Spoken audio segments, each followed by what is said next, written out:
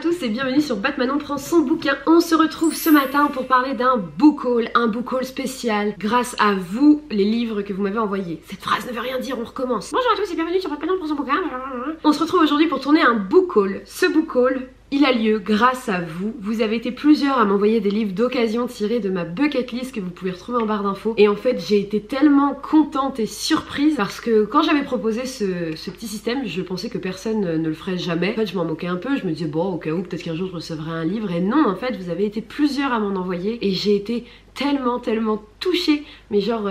comme si j'avais des sortes de petites lucioles anges gardiens qui étaient un petit peu partout en France et qui se disaient, tiens, allez, elle est sympa cette fille, on va lui envoyer un bouquin. Donc déjà, d'abord, merci beaucoup. Ensuite, j'ai pas les livres avec moi parce qu'ils sont dans ma palle, donc dans ma chambre, et Monsieur Ours dort, donc on va faire comme d'habitude avec des jolies vignettes et tout. Mais je tenais déjà à vous dire que pour ceux et celles qui ont encore des doutes, l'occasion c'est comme ça parce que tous les livres que j'ai reçus sont dans un état génial. Voilà, je vous dis à part un où il a fallu que j'enlève un peu la poussière parce qu'on sentait juste qu'il avait été pendant longtemps stocké, c'était vraiment super. Vous excusez la lumière comme d'habitude, je n'ai pas de spot, moi je fais ça à la lumière naturelle, donc forcément quand il y a un nuage, bah il y a moins de lumière. Et quand j'en ai reçu pas mal, je me suis dit allez, je vais les présenter ici. Il y en a que j'ai déjà lu, donc j'essaierai de pas trop vous spoiler mon avis, mais voilà, c'est parti.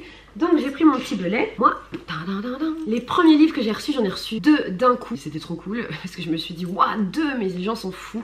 J'ai tout d'abord reçu la seconde partie du Prieuré de l'Oranger. Voilà, si vous me suivez sur Instagram, d'ailleurs si vous le faites pas, il va falloir y aller. Vous savez que le Prieuré de l'Oranger, pour l'instant, ça a été un énorme coup de cœur et je me demande même si pour le moment, il est pas number one de toutes mes lectures de 2021 parce que c'était dingue cette saga. Je me suis mais tellement prise au jeu des personnages, de leur aventure, de lire tout ce qui leur arrivait. J'ai enchaîné le tome 1 et tome 2 de base parce que l'autrice, quand elle a imaginé l'histoire, il n'y avait pas deux tomes, hein, c'était en un seul volume, donc je me suis dit on va essayer de respecter ça.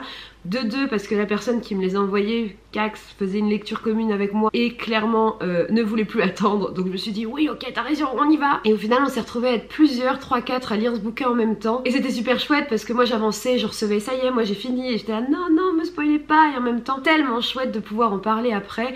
Et j'aimerais vraiment d'ailleurs avec ces personnes pouvoir, je l'espère, bientôt nous retrouver dans un parc ou autour d'un verre pour en parler de vive voix. Pour ceux et celles qui ne savent pas de quoi parle le Prieuré de l'Oranger, c'est une saga fantastique où vous allez suivre 3 ou 4 personnages dans un univers. Il y a plusieurs royaumes, empires, et il y a même un Rénome car c'est une femme à son pouvoir. Tous ces royaumes, empires, Rénome ont chacun des problématiques géopolitiques assez fortes qui fait que certains choisissent de se rallier à un esprit du mal, on va dire ça comme ça, pour sauver leur patrie plutôt que de continuer à croire en leur foi. La foi est quelque chose d'hyper présente, alors ce sont des foi fictives, hein. Il y en a qui croient aux vertus de la chevalerie, d'autres qui croient en la nature, des humains, des dragons, bref, chacun a sa foi, mais c'est quand même une problématique très centrale. On va suivre du coup des personnages du quatre coins de cet univers et ce qui va leur arriver forcément, il va y avoir plein d'événements qui font qu'à un moment donné ils vont être mêlés les uns aux autres. Ce point commun entre tous ces personnages, bien qu'ils soient tous très différents et qu'ils aient tous des objectifs très différents, on est quand même dans l'idée de combattre cette fameuse force du mal qui revient de nulle part. Pour moi, c'est un mélange entre Game of Thrones pour tout ce qui est jeu de pouvoir et Le Seigneur des Anneaux pour tout ce qui est quête contre le mal et contre ce mal immense, énorme qui peut débarquer à tout moment et qu'on voit peu à peu réarriver. C'est vraiment une saga incroyable, c'est super bien écrit. Moi j'ai déjà prêté les tomes donc je peux pas vous les montrer là, mais vraiment allez-y, c'était de la pépite. Mais de la pépite de qualité. Hein. Le second que j'ai reçu, et alors pareil, on pouvait pas me faire plus plaisir que m'envoyer celui-là. Je suis d'ailleurs tellement contente que j'ose pas le sortir. Il s'agit du Chant d'Achille de Madeline Miller. Alors ceux et celles qui le savent, pareil, si vous me suivez sur Instagram, vous voyez mes lectures au fur et à mesure. Et vous savez que Circé de Madeline Miller a été un énorme coup de cœur pour moi. J'avais vraiment hâte du coup de me plonger dans le Chant d'Achille. Le Chant d'Achille, c'est encore une fois une vulgarisation du mythe d'Achille, donc ce grand combattant, la guerre de Troie au cœur de la mythologie grecque, qui est soi-disant immortel parce que sa mère l'a trempé dans le Styx, enfin voilà. C'est l'histoire d'Achille et je crois que c'est surtout l'histoire d'amour entre Achille et Patrocle, hein, parce que tout le monde le sait, Achille était très amoureux de son cousin. Bah je sais pas, j'en apprendrai plus en le lisant. Mais la plume de Madeline Miller, et puis moi j'adore la mythologie grecque, alors j'étais tellement contente de me replonger là-dedans. Et là avec Achille je vais retomber au cœur de la guerre de Troie qui est une histoire que j'adore. Et du coup je suis vraiment contente d'avoir reçu celui-là, ça m'a vraiment fait trop plaisir et j'ai trop hâte de le lire. J'ai ensuite reçu Les Seigneurs de Bohême. Donc Les Seigneurs de Bohême, c'est un livre d'Estelle Faye que je veux lire depuis longtemps, que j'ai mis du coup dans ma palle du mois de la fantasy, qui n'avance pas du tout d'ailleurs. Alors là, je sais pas du tout comment je vais finir ce challenge. L'autrice a fait le choix de prendre à contre-courant un petit peu toutes ces histoires fantastiques où on vous présente des héros incroyables, invincibles, qu'ils soient hommes ou femmes, ils sont hyper badass. Non, elle a choisi de vous raconter une histoire où on va suivre un peu des anti-héros, des boulets, la sorcière qui galère, le chevalier qui est traumatisé, un grand riche qui a fini mineur et qui du coup est complètement au fond du trou. Enfin vraiment des profils hyper atypiques et je crois qu'on les suit dans une quête évidemment et selon moi ce sont eux les vrais seigneurs de Bohème. J'en sais très peu. J'ai cru comprendre qu'il y avait une suite donc apparemment c'est une saga. J'ai trop hâte d'y aller parce qu'on m'a dit que ça allait trop me plaire, surtout si j'avais aimé le Prieuré de l'Oranger. Alors là, wouh, tous mes sens là à l'intérieur, toutes les mini-manons qui aiment lire, elles dansaient la Kumba. Qu'est-ce que je viens de dire là? La Kumba? Du coup je me suis dit qu'il fallait vraiment que j'y aille aussi. J'ai pas forcément envie d'en savoir plus. Je fais juste une petite pause un tout petit peu là après le Prieuré de l'Oranger. J'essaye de lire des bouquins un peu contemporains pour bien me le sortir de la tête et que la comparaison soit pas trop violente pour les prochains bouquins à venir. Ah, j'ai reçu Les Piliers de la Terre de Ken Follett. Et alors là en plus vu que c'était dans les sagas qu'il fallait que je lise, qui me faisait envie, je suis trop contente parce que Les Piliers de la Terre, combien de fois il était dans mes piles quand j'allais chez le bouquiniste et combien de fois au dernier moment je l'enlevais de la pile en me disant bon allez j'aurai une autre occasion. Là ça y est, j'ai plus le choix, il faut que j'y aille. Les Piliers de la Terre c'est une saga de Ken Follett sur l'époque du Moyen-Âge. Ken Follett fait des sagas mastoc, hyper mastoc car c'est souvent des tomes de 1000 pages sur des périodes historiques. Si c'est comme dans la saga du siècle, en fait vous allez suivre des familles de personnages du coup au fur et à mesure des événements historiques et du coup vous vivez l'histoire du point de vue de ces familles. Donc par exemple dans le siècle on est aux quatre coins de l'Europe et on parle des différents conflits mondiaux. Là on est au Moyen-Âge et on va suivre des enfants de seigneurs, des enfants de paysans, voilà des hommes, des femmes de toutes les classes sociales avec toutes les vies, les croyances de l'époque et surtout c'est hyper bien renseigné. Historiquement Ken Follett certes fait de la fiction mais vraiment moi j'ai appris tellement de choses avec sa saga du siècle que quand j'ai vu Les Piliers de la Terre je me suis dit il faut à tout prix que j'y aille. Et surtout j'ai ce souvenir quand j'avais commencé le siècle il y a maintenant 2 ans et que j'étais encore à Lyon de toutes mes collègues du lycée où quand je leur avais dit que je faisais du Ken Follett m'avaient toutes dit oh, faut que tu lises Les Piliers de la Terre. Donc je crois vraiment qu'il est dingue. Le problème c'est que c'est un énorme pavé, mais un énorme pavé, un des plus gros pavés de ma vie qui fait plus de 1100 pages et donc celui-là en fait je me le réserve pour les vacances d'été car je crois que quand je vais partir en vacances avec ma famille je vais emmener qu'un seul bouquin du coup au lieu d'en emmener 12 comme à chaque fois. Je prendrai ma grosse pavasse et ça va me suivre pendant mes 2 semaines de vacances. J'ai ensuite reçu No Home de Yaa Gyasi et alors celui-là pareil j'avais voulu le lire mais je vivais encore à Lyon quand je l'avais repéré. D'abord par la couverture qui est hyper colorée et qui du coup donnait trop envie et puis ensuite par le thème. On va partir sur les terres d'Afrique au Ghana où en fait la personnage principale dont j'ai oublié le nom de mémoire en fait voilà elle va s'échapper lors d'un incendie de la maison où elle était esclave mais par contre elle laisse derrière elle sa petite fille, un petit bébé. Donc voilà elle s'échappe mais elle ne peut pas emmener son enfant avec elle donc elle l'abandonne contre sa volonté. Elle va refaire sa vie et avoir une autre petite fille.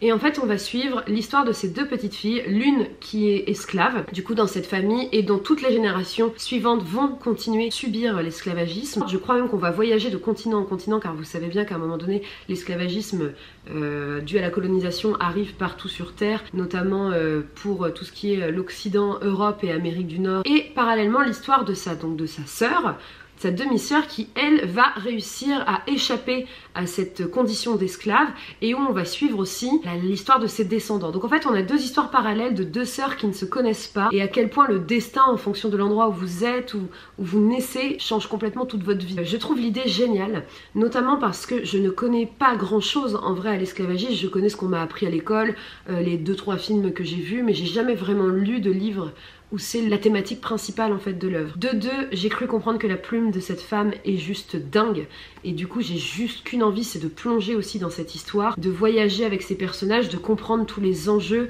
et toutes les violences et tout ce qui a pu se passer dans leur vie pour me faire une idée plus précise de cette thématique qui est quand même, hélas, fait partie pas des fondements mais de l'histoire de nos pays et de l'histoire du monde et qu'on ne peut pas nier. Voilà, récemment dans l'actualité il y a eu beaucoup de choses en lien avec cette sorte de mémoire colonialiste que nous avons gardée et que personnellement je pense qu'il faut qu'il ne faut pas faire disparaître parce qu'il faut s'en rappeler et à tout cacher c'est justement le meilleur moyen que ça recommence, mais qu'il faut arrêter de valoriser des personnes qui ont commis ces choses atroces et qui ont asservi des humains en fait. Enfin, à un moment donné, il faut se remettre dans le contexte.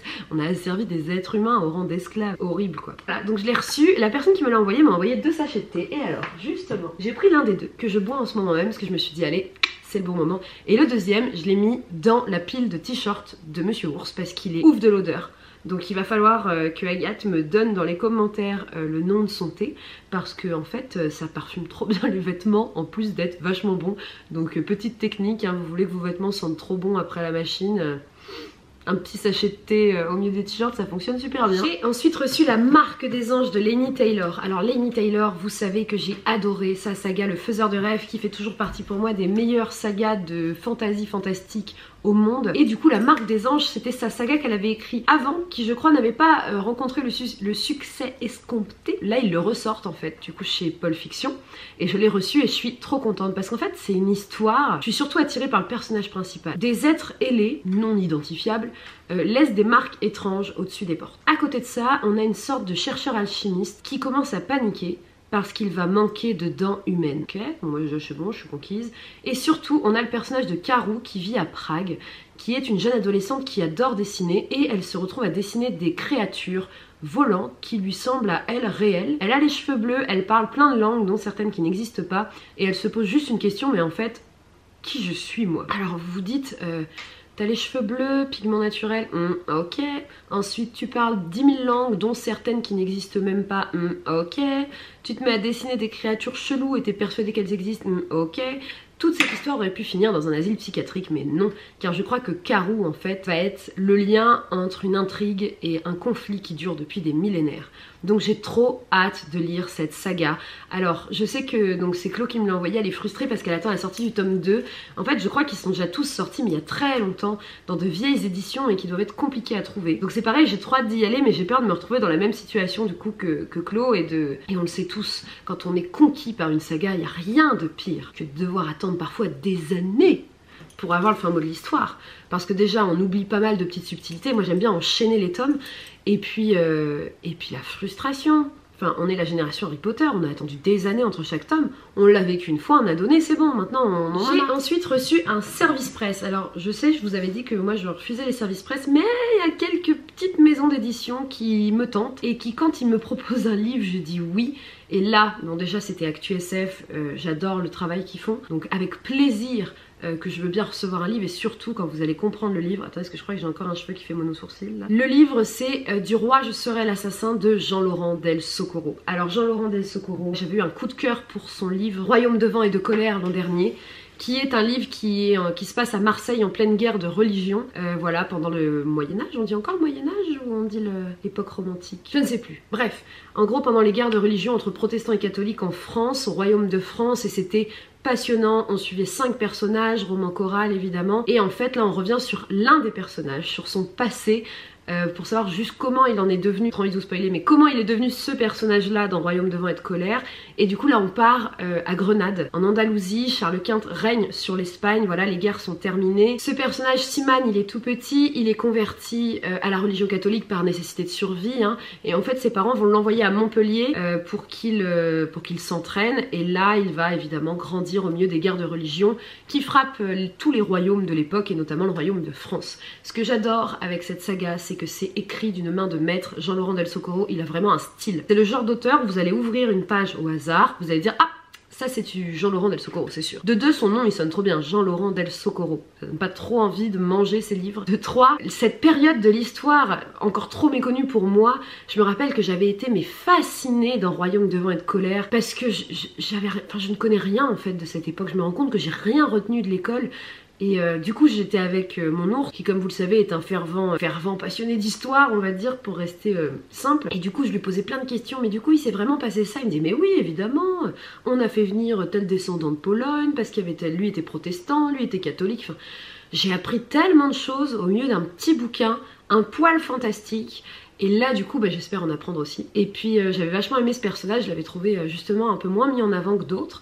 Donc c'est hyper intéressant que l'auteur ait décidé du coup de développer ce personnage là. Et voilà, enfin bref, du coup oui, j'ai accepté le service presse et j'en suis très heureuse. Et voilà, vraiment lui il va pas faire long feu dans ma palle. Il va y passer dans les semaines à venir à mon avis, parce que vraiment j'ai hâte de replonger dans cet univers. J'ai reçu 2 livres de ma marraine la bonne fée, qui n'étaient eux pas dans ma wishlist. Voilà, 2 livres, wow, on a failli frôler le drame. 2 livres jeunesse dont on avait parlé la dernière fois dans le Vercors, et qu'elle m'a envoyé et que j'ai lu, car je ne lisais plus trop d'albums jeunesse, de livres jeunesse, parce que justement j'étais un peu saoulée de ce côté morale bien pensante, ces histoires très très genrées, ou alors justement on va à fond dans le contre-genre, où là par exemple les filles n'ont plus rien de féminin et doivent vraiment être des garçons manqués. Enfin vous voyez, je trouvais que ça fonctionnait pas. Alors il se fait sûrement plein de choses formidables depuis des années, mais je vous dis ça fait des années que je suis pas allée jeter un œil, donc je peux pas vous dire. Mais là j'ai reçu Brindille. Brindille, c'est le surnom que me donne mon papa, et surtout c'est le surnom que me donne Monsieur Ours, donc c'était un très joli clin d'œil et la couverture est sublime. Brindille, c'est l'histoire d'une petite fille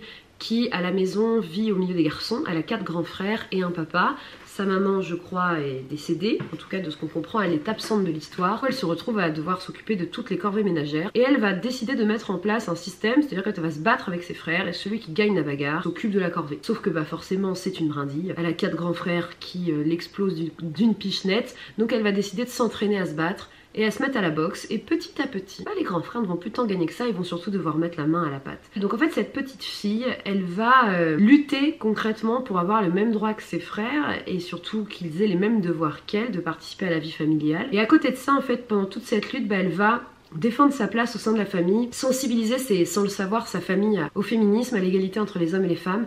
Et moi j'ai trouvé ça génial en fait. C'est tout simple comme idée. C'est tout simple et les dessins sont vraiment très bons. Vraiment les illustrations, moi rien que la couverture du livre, vous voyez, il est là derrière moi dans la bibliothèque parce que je l'aurais bien mis dans un cadre en fait. Tellement c'est joli, les couleurs sont belles. Et je trouve que c'est un très chouette album jeunesse à mettre dans toutes les bibliothèques des écoles. Et alors j'en ai reçu un deuxième qui s'appelle Mais je suis un ours. Et alors celui-là j'ai adoré le lire parce que c'est vraiment tiré par les cheveux. C'est l'histoire d'un ours sauvage qui vit dans la forêt et il va hiberner en fait. Normal, vous me dites, pour un ours. Il va hiberner, il se met dans sa grotte. Sauf que pendant l'hiver, les êtres humains, toujours aussi malins, vont construire une immense usine au-dessus de sa grotte. Et donc quand il va sortir à l'arrivée du printemps, il va se retrouver au milieu de l'usine. Complètement choqué, où est passée sa forêt, il se fait choper par un contremaître qui l'engueule et qui lui dit « toi va te mettre au boulot ». Alors l'ours lui dit « bah non, je suis pas un ouvrier, je suis un ours ». Et le contremaître va lui répondre « mais non, toi t'es qu'un imbécile avec un manteau de fourrure et un masque ». Et je vous laisse la fin, mais en fait ça m'a beaucoup plu, parce que il y a un côté assez absurde à cette histoire, qui est très drôle, et la conclusion est très super en fait comme conclusion, parce que ça interroge vachement la place qu'on a chacun, l'influence des autres, de leur discours sur notre personne, du coup après comment nous on se voit, vraiment plein de choses intéressantes, juste au travers d'une petite histoire un peu farfelue comme ça, autour d'un ours, qui est un ours et qui aimerait bien juste être un ours. Voilà. Et c'est ainsi que se conclut ce book haul. Donc je tenais d'abord et encore à vous remercier pour l'envoi des livres. Ça me touche beaucoup que des inconnus m'envoient des bouquins. Merci de respecter le fait que je veux vraiment de l'occasion, car je sais que certains d'entre vous ont galéré à les trouver malgré ma bucket list avec les liens vers les différentes plateformes d'occasion. Vous m'avez fait découvrir des nouvelles plateformes d'occasion aussi, donc je vous en remercie. Et voilà, donc ça me fait pas mal de bouquins qui ont rejoint ma palle.